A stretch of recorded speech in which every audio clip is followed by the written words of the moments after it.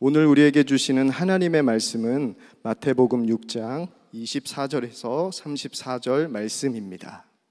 한 사람이 두 주인을 섬기지 못할 것이니 혹 이를 미워하고 저를 사랑하거나 혹 이를 중히 여기고 저를 경히 여김이라. 너희가 하나님과 재물을 겸하여 섬기지 못하느니라. 그러므로 내가 너희에게 이르노니 목숨을 위하여 무엇을 먹을까, 무엇을 마실까, 몸을 위하여 무엇을 입을까 염려하지 말라. 목숨이 음식보다 중하지 아니하며 몸이 의복보다 중하지 아니하냐. 공중의 새를 보라. 심지도 않고 거두지도 않고 창고에 모아들이지도 아니하되 너희 하늘 아버지께서 기르시나니 너희는 이것들보다 귀하지 아니하냐. 너희 중에 누가 염려함으로 그 키를 한 자라도 더할 수 있겠느냐. 또 너희가 어찌 의복을 위하여 염려하느냐. 들의 백합화가 어떻게 자라는가 생각하여 보라. 수고도 아니하고 길쌈도 아니하느니라. 그러나 내가 너희에게 말하노니 솔로몬의 모든 영광으로도 입은 것이 이 꽃 하나만 같지 못하였느니라. 오늘 있다가 내일 아궁이에 던져지는 들풀도 하나님이 이렇게 입히시거든. 하물며 너희일까 보냐 믿음이 작은 자들아. 그러므로 염려하여 이르기를 무엇을 먹을까, 무엇을 마실까, 무엇을 입을까 하지 말라. 이는 다 이방인들이 구하는 것이라. 너희 하늘 아버지께서 이 모든 것이 너희에게 있어야 할 줄을 아시느니라. 그런즉 너희는 먼저 그의 나라와 그의 의를 구하라. 그리하면 이 모든 것을 너희에게 더하시리라. 그러므로 내일 일을 위하여 염려하지 말라. 내일 일은 내일이 염려할 것이요 한 날의 괴로움은 그 날로 족하니라. 코로나19 확산으로 인해서 모든 것이 다 좀 뒤죽박죽이 된 것 같은 느낌이 들지만 하나님은 이 가운데서도 하나님의 일을 하고 계시다는 것을 느낍니다. 이 코로나19 전염병이 하나님이 우리를 심판하기 또는 징계하기 위해서 주셨다고 말할 수는 없습니다. 그렇지만 하나님이 모르는 가운데 이 일이 진행이 되었다고 말할 수도 없을 겁니다. 하나님은 천지를 지으시고 또 역사를 이끌어 가시잖아요. 하나님께서 코로나19 확산을 보시면서 야, 너무 당황스럽다. 야, 이거 내가 살면서 이런 일은 처음 봤어. 그러실 리는 없잖아요. 그죠? 하나님께서 이 모든 일 속에 하나님이 계획하시는 일을 진행하고 계십니다. 뚜렷하게 느껴지는 것은 우리의 신앙의 기본을 하나님이 분명히 다잡으시는 것 같습니다. 우리가 교회에 다시 모여서 예배할 때도 예전과 같이 예배할 수가 없는 상황이 되었습니다. 시간을 지키는 거, 주차하는 문제에 대해서 철저하게 우리 교회 주택가에는 차를 대지 않는 문제, 또 미리 와서 예배를 드려야 되는 일, 모든 일이 사실은 그 전부터 우리가 신앙생활을 하려면 반드시 바로 해야 되겠다고 생각했던 문제들인데 지금은 그러지 않으면 안 되는 상황이 되어 버렸잖아요. 하나님께서 우리를 고치시려고 이 상황을 하나님의 뜻대로 쓰시고 계신데 우리가 그저 속히 옛날처럼 일상으로 돌아가게 해달라고만 기도해서는 안 될 거라고 생각이 듭니다. 하나님이 계획하시는 일이 온전히 이루어지게 해주소서. 그것이 우리의 기도의 제목이 되어야 할 것 같습니다. 그 중에 하나가 가정의 회복, 가정의 부흥입니다. 교회에서 모여서 예배할 수 없게 되는 상황에서 가정이 교회가 되지 않으면 우리의 믿음이 유지될 수 없다는 사실을 이번에 분명하게 깨달았습니다. 근데 우리의 실상은 가정이 교회가 되는 일에 대해서 그동안에 너무 분명치 않았던 겁니다. 그래서 많은 분들이 당황해하고 또 예배하는 일, 또 주님을 바라보고 주님과 온전히 동행하고 또 순종하고 하는 모든 일에 있어서 마치 신앙의 맥이 끊긴 것과 같은 그런 어려움을 겪고 있습니다. 사도시대 때처럼 교회보다도 가정이 중심이 되어야 하는 일, 가정이 예배의 중심이고, 가정이 신앙 교육의 중심이고, 가정이 주위 사람들에게 전도하고 봉사하는 일의 중심이 되어야 하는 일을 이번에 분명하게 회복해야 합니다. 두세 사람이 모인 곳에 나도 그들 중에 함께 있겠다 말씀하신 것, 가정에서부터 분명하게 체험이 되어야 합니다. 만약에 이번에 우리가 가정을 그렇게 세우지 못한다면 지금보다도 더 어려운 일이 생기게 될 때 우리는 우리의 믿음을 지켜낼 수가 없게 될 것입니다. 사실 해마다 5월이면 가정 부흥회를 했었습니다. 올해는 느낌이 정말 다릅니다. 지금 우리 성도들의 가정이 정말 교회답게 그렇게 세워지지 않는다면 앞으로 우리는 엄청난 후회를 할 때가 올 것이기 때문에 가정 부흥회의 말씀 하나하나가 다 정말 많은 기도가 필요하다는 느낌을 받습니다. 오늘은 특별히 가정의 재정 문제에 대해서 여러분들과 말씀을 나누고 싶습니다. 이 돈 문제는 가정 문제의 가장 중요한 그런 비중을 차지하는 것 중에 하나입니다. 실제로 부부간의 다툼의 상당한 케이스가 돈 문제입니다. 부모와 자녀 사이도, 형제 사이도, 친척들 사이도 돈과 관련된 어려움이 가정 문제에 상당한 몫을 차지합니다. 예수님께서 하신 말씀을 가만히 우리가 읽어보면 재정에 대해서 하신 말씀이 엄청나게 많습니다. 그러므로 절대로 소홀히 할 수 없는 문제입니다. 근데 가정의 재정 문제에 대해서 예수님께서 하신 말씀 중에 가장 먼저고 가장 근본적이고 가장 중요한 말씀이 의외로 참 단순한 말씀입니다. 먹고 입고 사는 것에 대해서 염려하지 말라는 것입니다. 오늘 25절 말씀을 보면 그러므로 내가 너에게 이르노니 목숨을 위하여 무엇을 먹을까 무엇을 마실까 몸을 위하여 무엇을 입을까 염려하지 말라.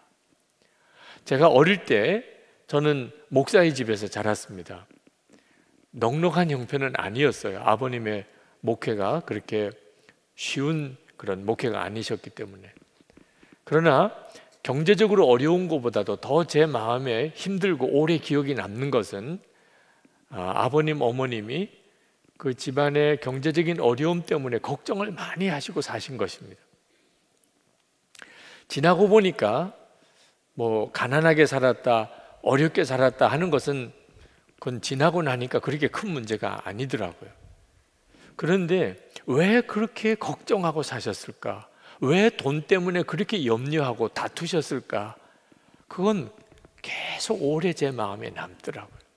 제가 목회하면서 성경을 읽어가는데 우리 주님이 주신 가장 첫 번째 말씀이 염려하지 말라. 깜짝 놀랐습니다. 그런 걸 왜 그렇게 하셨나? 그게 너무나 안타까웠습니다. 여러분, 예수님께서 우리의 가정생활에 있어서 먹고 입고 사는 거 염려하지 말라고 하신 이유는 우리가 먹고 사는 염려를 하는 것은 하나님을 안 믿는다는 신앙 고백과 똑같기 때문에 그렇습니다. 하나님이 우리의 아버지라는 것을 부인하는 것입니다. 예수님께서는 24절에 이렇게 말씀하셨습니다. 너희가 하나님과 재물을 겸하여 섬기지 못하느니라. 하나님과 돈 둘 중에 하나만 섬겨야 합니다. 그런데 우리가 먹고 입고 사는 것 때문에 걱정하는 것은 사실상 돈을 섬기고 산다는 뜻이라는 거죠. 그래서 하나님께서 먹고 입고 사는 거 염려하지 마. 그건 하나님께서 책임지시는 거야. 그렇게 말씀하고 계신 겁니다. 여러분, 절대로 돈 우습게 생각하면 안 됩니다. 돈에는 영적인 힘이 있습니다. 마귀가 돈을 가지고 우리를 사로잡습니다. 마귀에게 사로잡힌 증거가 돈에 대한 탐심, 또 돈에 대한 염려입니다. 여러분이 돈에 대해서 염려하지 않고 살려면 길은 하나밖에 없습니다. 하나님을 진짜 믿는 겁니다. 하나님이 아버지 되심을 정말 믿는 겁니다. 26절부터 28절까지 보면 이렇게 말씀합니다. 공중의 새를 보라. 심지도 않고 거두지도 않고 창고에 모아들이지도 아니하되 너희 하늘 아버지께서 기르시나니 너희는 이것들보다 귀하지 아니하냐. 너희 중에 누가 염려함으로 그 키를 한 자라도 더할 수 있겠느냐. 또 너희가 어찌 의복을 위하여 염려하느냐. 들의 백합화가 어떻게 자라는가 생각하여 보라. 수고도 아니하고 길쌈도 아니하느니라. 하나님이 먹이고 입히고 살리신다. 이것을 아주 단순하게 믿는 것은 엄청난 능력입니다. 이것이 정말 믿어지는 것. 하나님이 먹이고 입히고 살리신다. 그러면 다른 어떤 문제도 문제가 될 게 없습니다. 하나님을 진짜 믿는 겁니다. 이것이 우리 가정의 구원과 직결된 문제입니다. 만약에 먹고 입고 사는 것에 대해서 하나님께 정말 믿고 맡겨지지 않는다면 그는 그저 기독교라는 종교를 가지고 있는 것일 뿐입니다. 정말 예수님이 자신의 구주이시고 그리고 자신의 생명이시고 하나님이 내 아버지라는 사실을 그가 실제로는 믿고 있는 게 아닌 겁니다. 어느 자매가 젊은이 교회에 부모님을 위한 특별 새벽 기도회 때 이런 간증을 했었습니다. 부모님의 재정을 위한 기도는 9년 전쯤 제가 고등학교에 입학할 무렵 부흥회에서 처음 시작되었습니다. 당시 아빠는 다니시던 회사를 그만두고 아는 분과 동업을 시작하실 때였습니다. 아빠가 좋아했던 연구원의 직업을 포기했던 가장 큰 이유는 더 많은 돈을 벌 수 있다는 이유였습니다. 우리 아빠가 얼마나 욕심 없는 사람인지는 제가 가장 잘 압니다. 아빠는 사랑하는 세 딸에게 더 좋은 것을 해주고 싶으셨던 것뿐이었습니다. 그런데 아빠의 새 일은 그렇게 녹록지만은 않았습니다. 아빠에게 동업을 제안했던 사람은 아빠를 자꾸 주님과 멀어지게 하고 세상을 보게 했습니다. 중요한 약속들을 주일에 잡아서 주일 성수를 방해하는가 하면 남을 속여 돈을 벌자며 부추기기도 했습니다. 그런 아빠에 대한 염려가 더해가던 중 신년 부흥회에 참석하게 되었습니다. 그리고 감당하지 못할 기도를 해버렸습니다. 주님, 돈이 없어도 좋아요. 가난해도 좋아요. 우리 아빠가 주님을 잘 믿게 해주세요. 그렇게 기도했습니다. 여러분, 이 자매의 심정, 이 자매의 기도가 이해가 되십니까? 그 안타까움, 그 간절함, 그 두려움, 이 자매의 그 기도와 그 믿음이 여러분 이해가 되십니까? 많은 가정이 예수를 믿고도 실제로는 돈, 염려, 걱정, 근심에 묶여 삽니다. 정말 먹고 입고 사는 거 하나님께 완전히 맡기고 주님 기뻐하는 뜻대로 살아야지 이 단순한 믿음이 하나 생기지를 않는 거죠. 베드로 사도가 너희 염려를 다 주께 맡기라. 이는 그가 너희를 돌보심이라. 베드로전서 5장 7절에서 말씀하셨습니다. 그런데 염려가 맡겨져야 맡기는 거죠. 염려를 맡기고 싶지만 맡겨지지 않는데 어떡합니까? 왜 그렇습니까? 예수님이 진짜 믿어지지 않는 겁니다. 예수님이 함께 계시는 것과 그리고 하나님이 아버지 되시다는 것이 진짜 믿어지지 않으니까 염려가 계속 내 안에 나를 영적으로 묶는 거예요. 주님이 진짜 믿어지면, 정말 주님을 바라보게 되면 돈 문제는 전혀 다르게 생각이 됩니다. 제가 한 번 어느 모임에서 헌금 시간이었습니다. 헌금 바구니가 이렇게 쭉 돌아가는데 제가 가지고 있는 것 얼마를 헌금을 했습니다. 헌금 바구니에. 그때 성령께서 저를 아주 심하게 책망하시는 것이 느껴졌어요. 헌금 시간이니까 목사인데 헌금 안 할 수도 없고, 그러니까 그저 가지고 있는 것 중에 일부를 조금을 헌금을 하는데 성령께서 제가 주님을 어떻게 생각하는지에 대해서 그 일을 통해 보여주셨습니다. 만약에 제가 그 돈을 어떤 사람에게 주었다면 아마 그는 저를 아주 불쾌하게 생각을 했을 거예요. 아니, 누구 동냥하는 거야? 그렇게 생각했을 그런 돈을 헌금을 하고 있는 거예요. 얼마나 두려웠는지. 주님은 저에게 그런 대접을 받으실 분이 아니셨어요. 그때 그 두려움을 지금도 마음의 떨림으로 느낍니다. 언제 어디서 어떤 상황에서 예배를 드리든지 헌금 시간이 오면 저는 주님께 드리는 것이라는 믿음으로 그 다음부터 그렇게 헌금을 하게 됐습니다. 주님을 바라보는 눈이 뜨이고 나니까 돈에 대한 생각이 완전히 달라졌어요.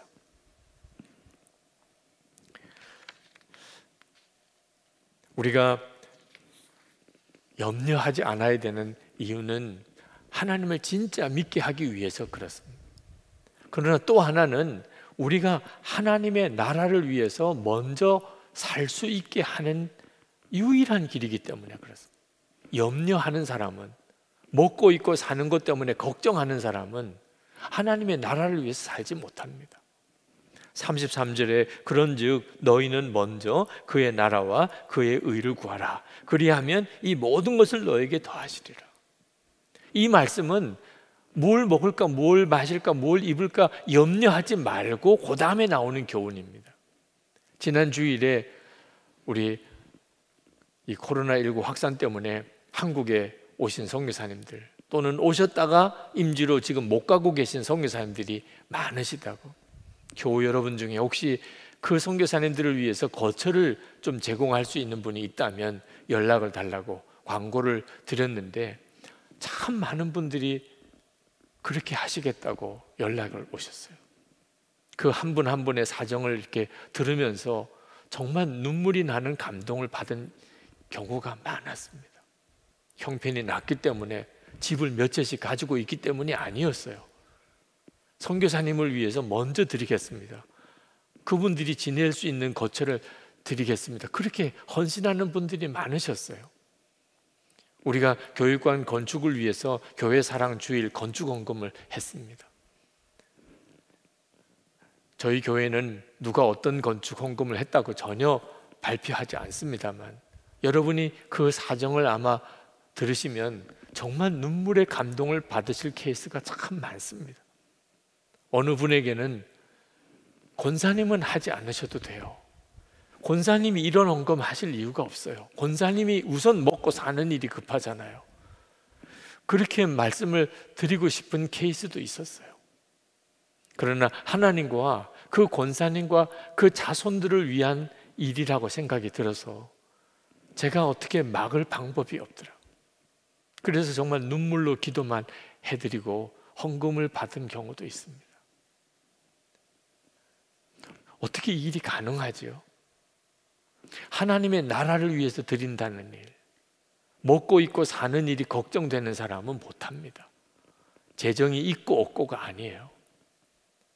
정말 주님이 함께 계시고 하나님의 나라가 있음이 진짜 믿어지는 사람은 이 세상에서 여기서 집 짓고 땅 사고 이 땅에다가 심는 것은 길어야 100년도 안 되는 일입니다. 하나님 앞에서는 영원한 삶입니다. 어떤 것이 더 복이 있는지는 너무나 명확한 것입니다. 그런데 그 눈이 뜨이지 않는 사람이 많습니다. 마귀가 우리에게 계속 먹고 입고 사는 염려를 주는 이유는 하나님의 나라를 위해서는 아무것도 못하게 하는 것입니다. 그리고 내 생애가 끝나고 주님 앞에 섭니다. 주님 앞에 섰을 때 여러분이 얼마나 많은 재산을 가졌느냐가 뭐가 중요하겠어요? 하나님의 나라를 위해서 어떻게 살았느냐가 중요한 거죠. 하나님의 자녀된 우리들에게 있어서 진짜 소중한 것은 하나님의 나라를 위해서 내가 얼마나 헌신했느냐 하는 것입니다. 하영록 목사님이 3번이나 심장 이식 수술을 받으셨어요. 한 번 받기도 힘들고 아마 여러분 중에 심장 이식 수술 받으신 분 거의 없으실 겁니다. 그때마다 하나님께 기도하기를 하나님, 제가 속히 건강을 회복하게 해 주십시오. 심장 이식 수술이 잘 되게 해 주십시오. 그렇게 기도를 하다가 어느 날 갑자기 깨달아지는 것이, 이전처럼 똑같이 살 거라면 왜 건강 회복을 위해서 그렇게 기도하느냐 하는 것입니다. 아니, 심장 이식 수술을 받아서 이제 새로운 삶을 사는데 살기는 옛날과 똑같이 사는 거라면, 그러면 심장 이식 수술은 왜 하며 왜 생명의 연장이 그렇게 중요하냐? 그때 깨달은 말씀이 내 이웃을 너 자신과 같이 사랑하라는 말씀이었어요. 그전에는 그 말씀을 모르는 건 아니었지만 관심이 없었습니다. 온통 관심은 성공하고 돈 많이 벌어서 편안하게 그렇게 사는 것이었습니다. 그러나 돈을 많이 벌고 성공한들 옆에 있는 이웃 하나가 유익이 없습니다. 하나님에게도 유익하지 않습니다. 그저 자기 혼자 잘 사는 거죠. 그런 삶이 얼마나 문제가 많은가 하는 것을 깨닫고 기도가 바뀌었다 그랬습니다. 하나님, 제 인생을 고쳐주십시오. 제 심장을 고쳐주시는 게 아니고 제 삶 전체를 고쳐주십시오. 그리고 새로운 사업을 시작하게 될 때 그 회사의 비전을 우리는 어려운 자를 위해 존재한다라고 정했습니다. 회사를 잘 운영해서 수익을 많이 내는 이유는 어려운 사람을 돕기 위해서라는 거예요. 그 회사는 지금 미국에서 사람들이 가장 가고 싶어하는 직장이 되었습니다. 미국 대통령 백악관의 자문위원으로 그렇게 섬기기도 했습니다. KBS 방송에서 그의 기억과 삶을 방영하기도 했습니다. 삶의 목적이 완전히 달라진 거죠. 하나님의 나라를 위해서, 정말 하나님을 위해서 어려운 이웃을 위해서 돕는 삶을 사는 것, 그게 하나님께서 우리에게 주신 진짜 복입니다. 그런데 먹고 입고 사는 염려, 돈 걱정이 그 모든 것을 다 가로막는 겁니다.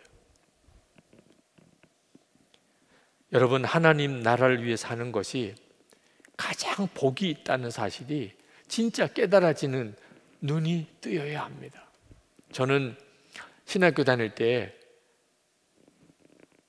장학금으로 공부를 했습니다. 집에서 제 학비를 하나도 주질 않았습니다. 공부를 잘했다는 말이 아니고 그만큼 어려웠다는 거예요. 제 신학교 다닐 때 학비를 마련해 주시기가 어려웠다는 거죠. 저는 처음 목회를 시작할 때 미자립 농촌교회 전도사부터 시작을 했습니다. 그 교회에서는 제 생활비를 줄 수가 없었습니다. 큰 교회에서 보내주는 선교비로 그렇게 생활을 해야 했습니다. 제가 군목으로 갔을 때 예배당을 지어야 되고 또 수리도 해야 되는데 다 큰 교회에서 선교비를 받아서 했습니다. 병사들에게 빵 하나 사주는 것도 선교비가 와야 할 수 있었습니다. 그렇게 도움을 받아서 살았고 사역도 했습니다. 제 어릴 때 돌아보면 경제적으로 참 어려운 시절을 보냈습니다. 신학교 다닐 때도 목회를 할 때도 항상 재정적으로 쉽지 않은 삶을 살았습니다.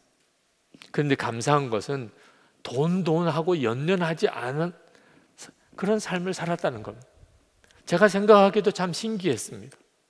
돈에 대해서 어떤 트라우마가 있고 집착이 있을 만도 한데 어떻게 내가 돈에 대해서 그런 마음을 가질 수 있었을까 생각해 보니까 고등학교 다닐 때 그때 전도사님께서 설교하실 때 예수님께서 우리 마음에 계시다는 말씀을 하셨던 그때 받았던 충격 때문이었습니다.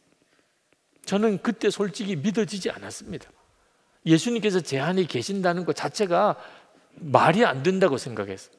그러나 그 말씀은 너무나 충격이었습니다. 예수님께서 내 안에 거하신다. 그때부터 저에게 있어서는 그것은 갈망이고 간절한 소원이고 그리고 그것을 알 수 있게 되기를 위해서 눈이 뜨이게 해달라고 기도하며 지금까지 온 겁니다. 돈 언제나 필요했습니다. 항상 돈은 좀 부족한 느낌이 들었습니다. 그렇지만 돈하고 예수님하고는 비교가 안 되는 것이었습니다. 예수님 그분에게 제 마음이 가니까 돈 문제에 대해서는 연연하지 않게 되더라고요. 이 교회에 제가 부임해 올 때 무리하게 예배당 건축을 시작한 까닭에 상당한 부채를 가지고 예배당 공사는 끝나지 않은 상태였습니다. 정말 돈 문제는 저에게는 시급한 문제였죠. 그러나 그 상황을 제가 극복할 수 있었던 것도, 돈하고 연연하지 않을 수 있었던 것도 예수님만 바라봅시다, 그게 정말 믿어졌기 때문이었습니다. 제가 어려운 시절에 그렇게 도움을 받으면서 공부도 했고 또 그렇게 목회도 하고 사역도 했었기 때문에 우리 교회가 여전히 건축비 부담이 있는 형편이긴 하지만 누군가가 도와달라는 요청이 오면 그걸 뿌리칠 수가 없어요. 도움을 받았을 때의 심정, 그 어려웠을 때의 그 형편을 누구보다도 잘 겪었기 때문에 주님을 바라보는 눈이 뜨이고 나니까 그 상처와 같을 수 있었던 일들이 다 저에게는 사명처럼 느껴졌습니다. 그리고 지금까지 온 거예요. 여러분, 주님을 바라보는 눈이 뜨이고 나면, 그러면 형편이 좋든지 나쁘든지 상관이 없습니다. 하나님이 믿어지는 거예요. 그리고 더 이상 돈에 대해서 걱정하고 염려하지 않게 됩니다. 돈 문제 절대로 작은 문제 아닙니다. 물론 돈보다도 훨씬 더 중요한 문제들이 우리 가정에 있을 수 있어요. 실제로 지금 그렇게 되어 있습니다. 지금 우리 가정을 무너뜨리려고 마귀가 역사하는 일은 상상하기가 어려울 정도예요.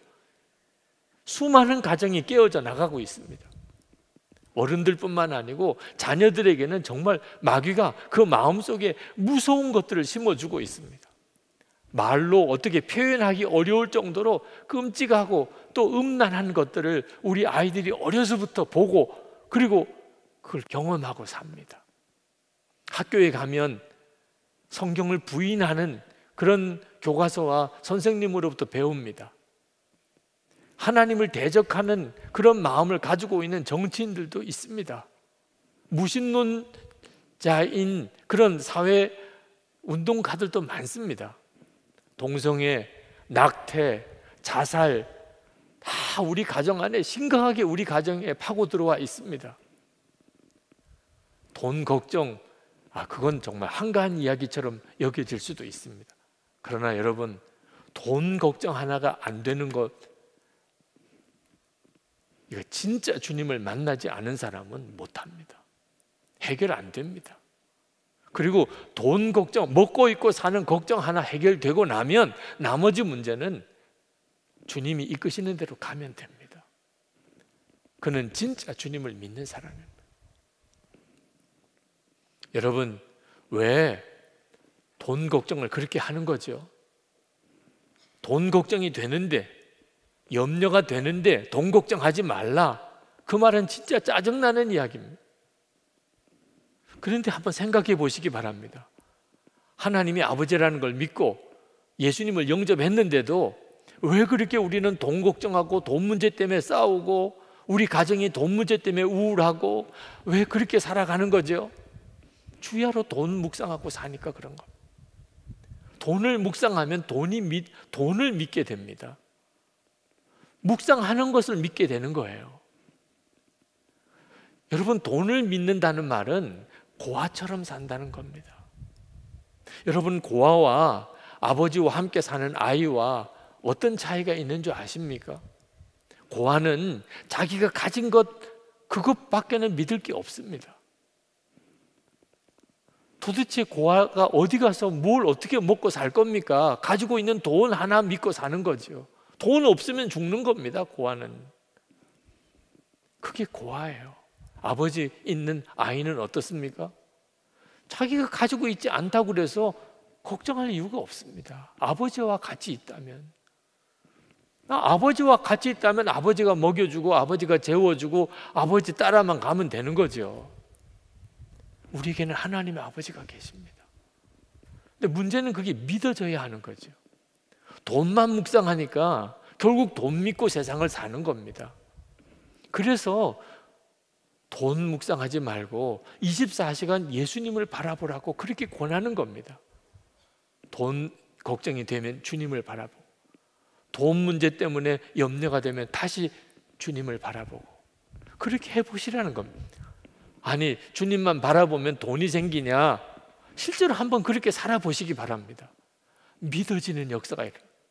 히브리서 12장 2절에 믿음의 주요 또 온전케 하시는 이인 예수를 바라보자. 예수님을 바라보면 믿음이 생긴다는 거예요. 믿어지면 끝입니다. 하나님이 아버지시잖아. 하나님이 책임지실 거잖아. 하나님이 공급하실 텐데 뭐 믿어지면 어떤 형편에 있든지 문제가 되지 않습니다. 빌립보서 4장에 보면 사도 바울이 나는 가난한 데 처할 줄도 알고 부유한 데 처할 줄도 안다. 어떤 형편에도 처하는 일체의 비결을 배웠다고 그랬습니다.